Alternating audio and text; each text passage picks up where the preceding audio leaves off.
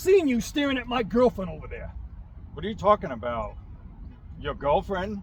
Yeah, my girlfriend. You were staring at my girlfriend over there. The only thing I'm looking at over there is artwork, so I'm not sure what you're talking about. Don't lie to me. I'm not lying. I think you're blind. I'm looking at artwork. You there. think I'm blind, I'm huh? just saying. You think I'm blind? Just saying, okay, buddy. I'm Yeah. blind.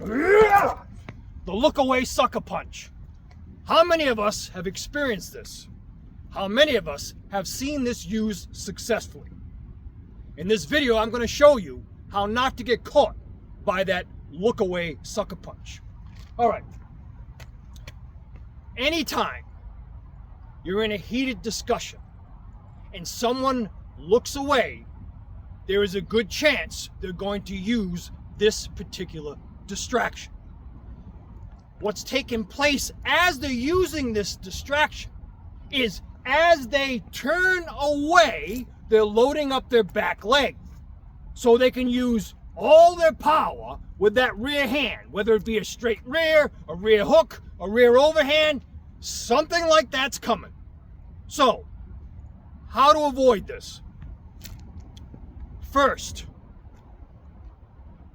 if you're in the heated discussion and your opponent looks away, you need to pay attention to their chest and shoulders as these telegraph movement.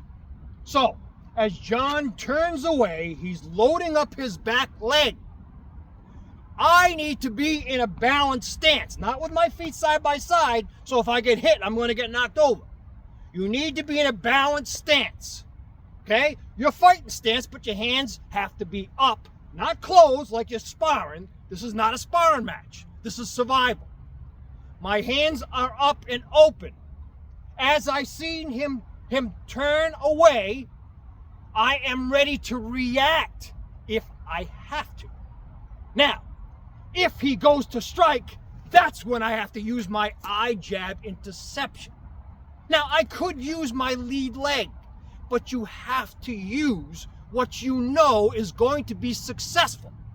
I could kick him in the groin as an interception, but I may not get the reaction I'm looking for. I may not get any reaction at all if he's got a lot of alcohol in his system. So I want to use that eye jab.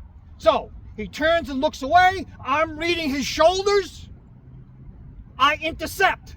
Boom! There's my interception. Now, if that's enough, good. I'm going to get out of there. But what if I eye jab and I miss and I hit the forehead and he goes to grab me? I'm on the inside. I want to be in the 10-2 position.